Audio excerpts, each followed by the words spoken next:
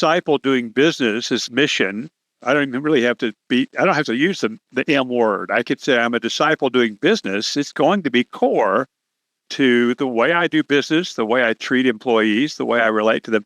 Um, I got to ask you a question.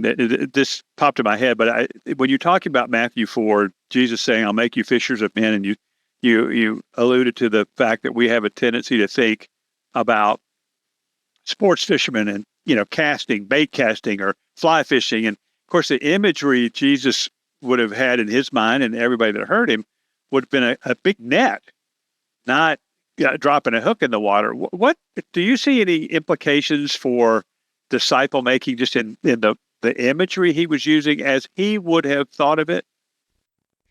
It's an interesting one. I'd have to really think about that more, because again, that distinction kind of just came to my mind recently. So, even though Jesus cast a big net, when you really look at how he behaved around the 12 and just even around the 3, he treated them a little differently. He seems to have poured more into a smaller group than the bigger group. So while, yes, you can go out and cast a net and grab a whole bunch of people, I think discipleship really comes down to much smaller interactions with a small core of people. Some people are really good at discipleship, and they may have 5, 6, 7 different groups that they are doing this with. But Joel, after you think about that, we'll come back and do another episode, talk about the wider net or whatever is in that image, or maybe nothing. But what you just said, I think it's really critical and probably encouraging to business mission practitioners, because most of them, the overwhelming majority of them, have small businesses.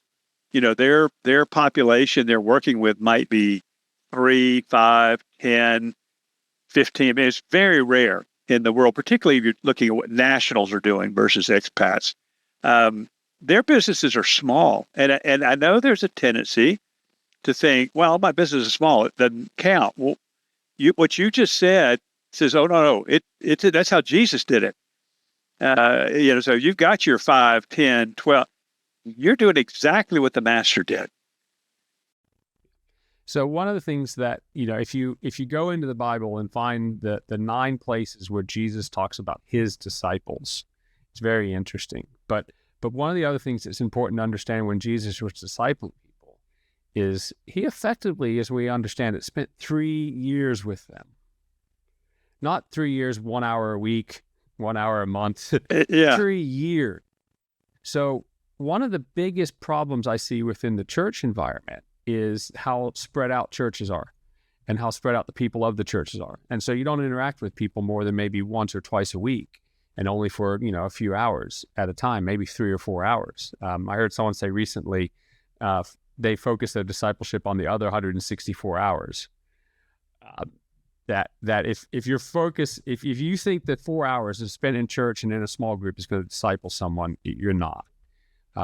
You can do a lot of great stuff, but that's not going to really disciple someone. So as I was preparing for this call, I was thinking a lot that the one advantage a small business person or even a big business person has is you're effectively with people, 40 hours a week, potentially? You have 40 hours a week where you can actively be interacting with them.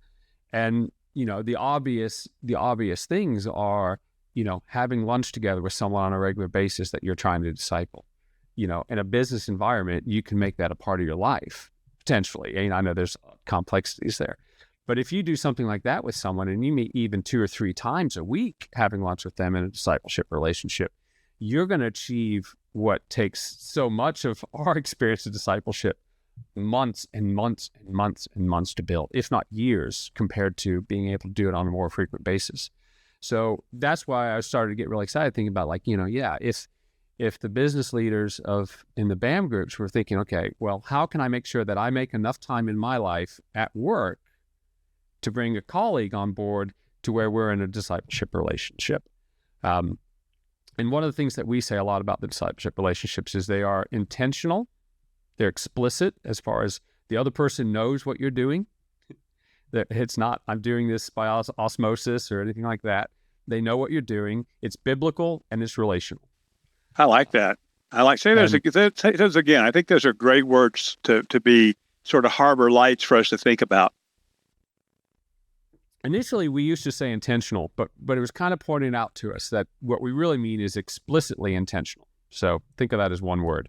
I can be very intentional with discipling you, but if you don't know you're being discipled, that's not quite what we're after. Obviously, with a non-Christian, it's a bit different. Someone who's coming to faith, you're in a different mode.